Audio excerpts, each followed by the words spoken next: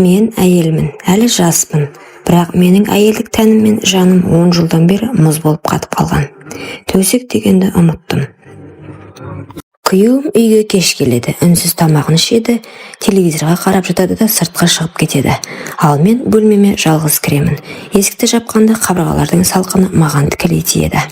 Жылу жоқ, құшақ жоқ, еркектің дәмін сезбеймін. Түнде жалаңаш тәнімді құшақтап жатып, өз қолыммен өзімді жылытамын. Айнаға қарағанда аппақ денемді көремін. Төсім толық, жұмсақ, белім әлі нәзік, ернім қып-қызыл. Мен әлі де жас, шөлдеп тұрған әйелмін. Бірақ 10 жыл бойы ешкім мені ұстамады. Күйеуім түнде менің бөлмеме кіреді. Ол мені әйел ретінде көрмейді. Түн сайын жастығым суланады. Бірде жылап суландырамын, бірде тәнімнің отын сөндіре алмаймын. Қолымды ішіме апарамын, баяу сипаймын, көзімді жұмамын. Қиялымда еркектің қолы, оның ыстық демі мен жалаңаш тәніме жабысып тұрған ыстығы. Мен ыңқылдай бастаймын. Ах, деп үнсіз ғана сыбырлаймын. Дірілдеп өзімді босатып қоямын. Содан кейін жылап жіберемін. Өйткені мен әлі әйелмін, бірақ мені ешкім құшақтамайды. Күйеуімнің көзінде басқа әйелдің жылуы бар екенін сеземін. Әйел байғұс бәрін сезеді ғой. Ол басқа төсектен, басқа тәннен ләззат алып жүр. Ал мен 10 жылдан бері қатып қалған бөлмеде, қатып қалған төсекте өзімді өзім жұбатумен келемін. Ішімнен сыбырлаймын, мен тірімін, мен әлі әйелмін, бірақ мені ешкім сезбейді. Күйеуімнің маған 10 жыл бойы жоламағанын іштей түсінбей жүрдім. Бірақ бір күні шындықты өз көзіммен көріп қалдым. Түн ортасында ол үйге келмеді. Терезеден қарасам, ауладағы көлігінде бір әйелдің силуэті көрінді. Әйелдің шашы тарқатылып, мойны ашық, ал күйеуімнің басы оның кеудесінде жақын тұр. Жүрегім тоқтап қалғандай болды. Қолымнан жастығым түсіп кетті. Жалаңаш денемді орамалға орап, терезеден қарауды жалғастырдым. Менің күйеуім басқа әйелдің төсін сүйіп отыр. Мен 10 жыл бойы бір сипауды аңсадым, ал ол бөтен әйелдің денесін қалап жүр екен. Ашуымда, қызғанышымда, өкінішімде бірдей көтерілді. Көзімнен жас парлап шықты, бірақ бойымдағы бір ол кенет қайта тұтанды. Демек, ол басқа әйелдің тәнін сүйеді. Демек, мен әлі де біреуге керекпін. Менің де тәнім бар, менің де әйелмін дедім. Айна алдына барып халатымды шешіп тастадым. Өз тәніме қарадым. Аппақ төсім дірілдеп тұр. Белім әлі де нәзік, бұралған. Ернім қандай қызыл. Ол мені көрмеді, бірақ басқа еркек көреді деп сыбырладым өзіме. Сөйтіп кек алайын дедім. Сол түні ұйықтай алмадым. Қолымды төсіме апарып баяу сипадым. Екінші қолмен төмен түсіріп, денемнің ыстығын сездім. Аузымнан ыңқыл шығып кетті. Ах, мені де біреу осылай ұстаса ғой дедім. Төсегім дірілдеп, тәнім шөлін қандыра алмай жатып, өзімді қинап шықтым. Ал күйеуім сол түні бөтен әйелдің төсегінде менің жанымды өртеп жіберді. Сол сәтте шешімім пісіп жетілді. Мен бұлай өмір сүре алмаймын. Мен де әйелдік бақытымды табамын. Мен де тірі екенімді дәлелдеймін. Таң ата менің көзім ісіп кеткен еді. Түні бойы жылап шыққан едім. Түні бойы өзімді қинап шықтым. Ал күйеуім таңертең кіріп келді. Үстінде бөтен әйелдің иісі. Менің жаным қиналып, қолым қалтырап кетті. Қашанға өз-өзімді қанағаттандырып жүремін дедім. Мен оның бетіне қарауға батпадым. Ол мені байқамады да, үстелден нан жеп телефонға үңіліп отырды. 10 жыл бойы осы өмірде көндім. Бірақ бұдан әрі шыдай алмаймын деп ойладым. Сол сәттен бастап менің қолым қалам іздеді. Қағаз алдым. Қолым дірілдеп, бірақ жүрегімнен шыққан әр сөзді жаздым. Хатым, енеме, мен сізді сыйладым. Осы үйдің бар тәртібін ұстандым. 10 жыл бойы ұлыңыз менің қасыма жатпады. Жатқанмен мені қандыра алмады. Мен әйел болсам да еркектің құшағын көрмедім. Түн сайын жалғыз жаттым. Шөлдеп, жылап, тәнімді құшақтап шықтым. Ал бүгін оның басқа әйелмен болғанын көрдім. Мен бұдан әрі шыдай алмаймын. Менің де жүрегім бар. Менің де тәнім бар. Мен де әйелмін. Мен кетемін. Мені сөкпеңіз. Мен тек өз бақытымды табуға барамын. Хатты жастығымның үстіне қойдым. Орамалға оранып, шашымды тарқатып, айна алдына қайта қарадым. Көзімнің іші жасқа толы болса да, жүзіме бір жалын бітіпті. Мен өзіме іштей уәде бердім. Мен тірімін, мен әлі жаспын. Мен өзімді өлтірмеймін, мен өз бақытымды табамын. Сол сәттен бастап менің жанымда басқа бір күш оянды. Бұл мені еркектің қолы, еркектің дәмі аңсаған әйелдің күші еді. Үйден шыққан күнімде менің жанымда жеңілдік те қорқыныш та болды. Енемнің бөлмесінде қалдырған хат менің соңғы үнсіздігім еді. Ал алда белгісіз, бірақ жүрегімді тарқататын бір әлем бардай сезіндім. Көшеде келе жатып мен өзімді өзгеше сезіндім. 10 жыл бойы тұншыққан әйел енді еркін демалғандай еді. Киімім денеме жабысып, әр қадамымда белімнің қозғалысын өзімде сезетін болдым.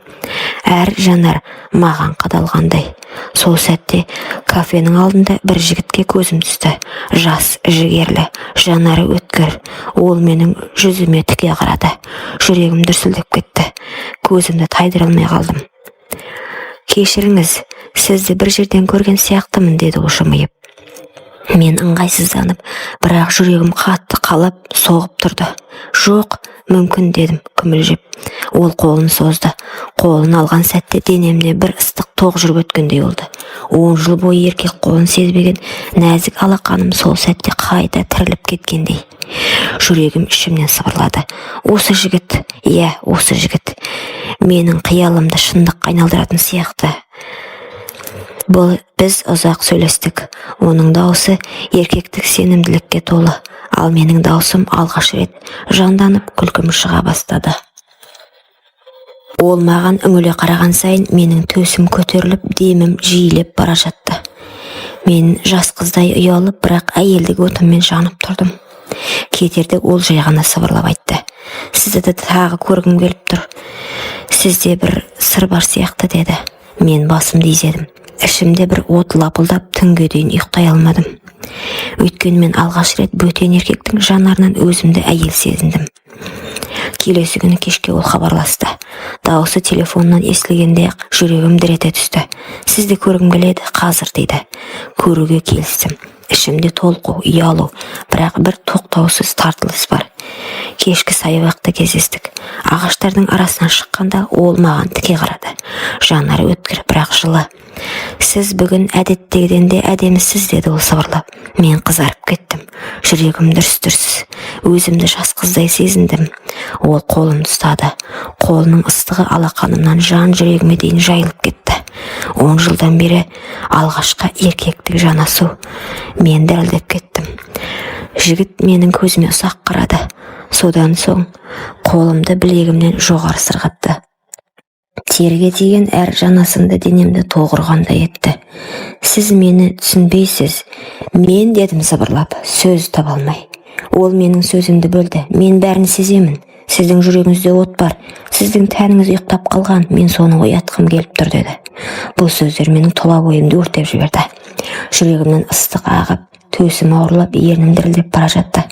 Ол кенет мені құшағына тартып алды. Кеудеме басын тигізді. Оның жүрек дүрсілі құлағыма естіліп тұрды. Ал менің денем қысқарып, ыңқылдай бастадым. Ол шашымнан сипап, құлағыма сыбырлады. «Сіз осындай нәзіксіз, сізді қалаймын», деді. Сол сәтте оның ерні маңдайыма тиді. Сосын мойныма, сосын ернімнің дәл жанына, кейін екі анарыма. Мен көзімді жұмдым. Жүрегімнен дауыс шықты. Мен енді тоқтай алмаймын. Ол маған еңкейіп ернімнің жанына жақындады. Жүрегім кеудемнен шығып кетердей дүрсілдеп тұрды. Ал менің қолым дірілдеп, белімнен ұстап тұрған оның алақанын ажыратқым келмеді. 10 жылдан бері ешкімнің демін сезбеген менің ернім алғаш рет еркектің ерніне жақындап келе жатты. Сол сәт ол мені құшақтап ернімді басты. Жан дүнием жарылып кеткендей болды. Ерні ыстық, дымқыл, нәзік. Менің ішімде өшкен әйелдік от лап ете түсті. Ыңқылдап жібердім. Ол одан сайын қатты қысты. Тәніміз бір-біріне жабысып кетті. Менің төсім оның кеудесіне тіреліп, дірілдеп тұрды. Ол менің белімнен төмен сырғытып, артымнан ұстай бастады. Менің бүкіл денем еріп бара жатты. Қолым еріксіз оның мойнынан құшақтап өзімді тарта бердім. Біздің сүйісіміз тоқтамады. Ұзақ, ыстық құмарлыққа толы. Менің тілегім еркімнен асып кетті. Жігіттің ерніне қарсы, ернім өздігінен ашылып, тілдеріміз түйісті. Сол сәтте менің денемнен ыстық діріл тарады. Ол ыңқылдап жіберді. Менің атымды атады. Мен оның құшағында жанып тұрдым. Көзімді ашқанда оның жанары жалындап тұрды. Сізді қатты қалаймын деді. Мен ернімнен тістеп дірілдеп тұрдым. Өзімде сыбырладым. Мен де, сен мені тірілттің дедім. Жігіттің жанарында от бар. Мен 10 жыл бойы көрмеген, аңсаған әйелді жаңартаудай оятқан жігіт. Ол мені қолымнан ұстап бөлмеме алып кірді. Есікті жауып маған тіке қарады. Сол сәтте жүрегім дүрсілдеп қана қоймай, бүкіл денем дірілдеп тұрды. Сіз дайынсыз ба деді ол. Мен көзімді жұмып басымды изедім. Даусым дірілдеп шықты. Иә, мен сені қалаймын. Ол жақындап мені құшақтап сүйіп жіберді. Мен ыңқылдай бердім, тоқтама. Халатым баяу сырғып түсті. 10 жылдан бері жабылып отырған тәнім алғаш рет еркек алдында ашылды. Мен ұялғаныммен оның жанарында құмарлық мені қаймықтырмады. Керісінше, әйелдігімді мақтанышпен сезіндім. Ол менің төсімді қолымен қысып, ернімен сипағанда бүкіл денем шымырлап, ыстық дірілден жарылардай болды. Сен мені тірілттің дедім сыбырлап, көзімнен жас ағып жатып. Ол мені төсегіме жатқызды. Қолдарыма, мойныма, кеудеме тоқтамай әр жерімді сүйді. Менің денем әр жанасуда құмарлықпен өртене түсті. Сол түні мен 10 жыл бойы аңсағанымды алдым. Мен қайтадан әйел болдым. Менің жанымда, тәнімде жанып, шөлін қандырып рахатқа бөленді. Таң атқанда ғана біз бір-бірімізге құшақтасып құлап түстік. Мен оның кеудесіне басымды қойып сыбырлар. Жаңа өмірге қадам басқалы жүргенімде сыртта біреу бізді бақылап тұрғанын білдім. Ал ол менің 10 жыл бойы төсегін суытқан күйеуім еді. Соңғы күндері менің өзгергенімді байқапты. Жүзім нұрланып, көзім жайнап кеткен. Өзге әйелдің құшағында жүрсе де, ішкі түкпірінде бұл әйел тек менікі деген еркектік қызғаныш маза бермепті. Ақыры бір түні артымнан аңдып келді. Мен жігіттің құшағында жатқанмын. Төсек ыстығынан буылып, тәнім мен жаным от болып жатқан шақ. Мен ыңқылдап, оның әр жанасуына еріп, әйелдігімді толық сезініп жатқанда, есік алдынан сықыр естілді. Көзім ілінбеген, бірақ ол бәрін көріп тұрды. Күйеуім. Ол көлеңке арасында тұрып, көзін алмай тістеніп қарады. Менің жай қайымды, жігітіңнің ыстық демін бәрін естіді. Мен бұрын ешқашан оған шықпаған даусымды, ешқашан оған ашылмаған әйелдік сырды бөтен еркектен көрді. Жүрегім шаншып кеткендей болды. Бұл менікі еді. Қалайша ол басқа біреудің құшағында? Мен оны жылдар бойы құшақтамадым, бірақ ол шынымен бақытты болып қалған ба? Оның көзінен жас шығып кетті. Ашу емес, қызғаныш емес, қайғы мен өкіну. Өз қолымен өз әйелін өшіріп, басқа еркектің қолына итеріп берген енді түсінді. Бірақ кері қайтуға кеш еді. Өйткені дәл қазір ол мені бұрынғыдан да шынайы, ыстық, толыққанды әйел болып көрді. Ал бұл әйел оған енді қайтып тиесілі емес еді. Таңертең ол көз жасын сүртіп үйіне оралды. Жан дүниесі алай-дүлей. Жаңа әйелінің қасында жатса да, құлағына менің ыңқылым, көз алдында менің құштарлыққа толы бейнем келе берді. Бұл оны тірідей өртеген азап еді. Ал мен жаңа өмірге қадам басып үлгердім. Күйеуім сол түні мені көргеннен кейін тыныштық таба алмады.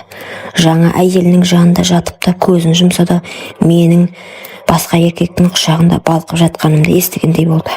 Бұрынғыдай өзін еркек сезіндіретін ештеңе қалмады. Жаңа әйелінің күлкісі де құшағы да енді жанын жылытпады. Қайта әр жанасу оған менің жоқтығымды еске алып, жүрегін қан жылытты. Ол өзін өзі жегідей жей бастады. Неге мен 10 жыл бойы әйелімді құшақтамадым? Неге мен оны жатын бөлмеден қуып бөтен етіп қойдым? Ол мені күтіп еді ғой, бірақ мен басқаға кеттім. Енді ол басқа еркектікі. Осы ойлар күйеуімді күндіз-түні тынышсыз етті. Ол қызғаныш пен өкінудің ортасында тұншығып жатты. Өзінің кінәсін түсінсе де жоғалтқанын қайтара алмайтынын білген сайын азапқа батып бара жатты. Мені тек төсекте ғана емес, күнделікті өмірде нәзік әйелдей сыйлады. Ол әр күнімді мәнді, әр түнімді ыстық етті. Оның жанында мен өзімді тірі, қалаулы, сүйікті сезіндім. Әр түн біз үшін жан мен тәннің тоғысқан мерекесі. Әр таң біз үшін жаңа бақыттың бастауы. Мен алғаш рет әйел деген сөздің шынайы мағынасын түсіндім. Жүрегім тыныштық тапты. Мен өзімді ешқашан кінәлі сезінбедім. Себебі мен бақытты болуға лайық адаммын. Ал күйеуім ше, ол күннен күнге шөгіп бара жатыр. Жаңа әйелінің қасында жүрсе де көзінде қуаныш қалмады. Менің бейнемнен, менің жан айқайымнан құтыла алмай, бір сәт тыныштық таппады. Бірі отқа өрден қайта туған әйел, бірі өз қолымен бәрін жоғалтып жалғыз қалған еркек. Бұл тағдырдың әділеті еді. Ол менікі еді. Ол қалайша басқаға кетті? Егер ол менікі болмаса, ешкімге де бақыт сыйламау керек. Түнде біздің есігіміздің алдымызға келді. Қолында бөтелке, жанарында қайғы. Терезеден ішке үңіліп, мені жас жігіттің құшағында бақытты күйде көрді. Оның жүрегі шыдамады. Бөтелкені сығып тұрып қабырғаға лақты. Дауыс шыққанда екеуміз селк етіп терезеге қарадық. Қараңғыда күйеуім тұр еді. Көзі қанталып кеткен. Сен менікі едің, деді. Дауысы дірілдеп шықты. 10 жыл күткен әйел. Сен қалайша? Жас жігіт орнынан атып тұрды. Ал мен тұрып байсалды түрде күйеуіме қарадым. Жоқ, мен сенікі емеспін. Мен әйелмін. Менің жаным, тәнім, жүрегім бар. Сен 10 жыл бойы соны өлтірдің, ал ол мені қайта тірілтті. Бұл сөздер оны күйретіп жіберді. Күйеуім жерге тізерлеп отырып, басын ұстап айғайлап жіберді. Мен сені жоғалттым. Көзінен жас ақты. Ол басын көтерді де қолын жүрегіне қойып, мен енді сенсіз өмір сүре алмаймын, деді. Сол сәтте ол жанышы орнынан тұрып есіктен қашып шықты. Бірақ артына қайтып қарамады. Біздің көз алдымызда қараңғыға сіңіп кетті. Арақпен баспақшы болыпты, бірақ сол қызғаныш пен өкініш оның түбіне жеткен екен. Ал менше, мен жас жігіттің құшағында өмірімді жалғастырдым. Мен әйел болып қайта тудым. Біз үйлендік. Мен өз бақытымды таптым, ал ол қызғаныштың құрбаны болды. Құрметті оқырман, өмірден алынған шынайы оқиғалар тыңдағыңыз келсе, менің арнама тіркеліп лайк, комментарий жазып қолдап кетіңіздер. Келесі кездескенше.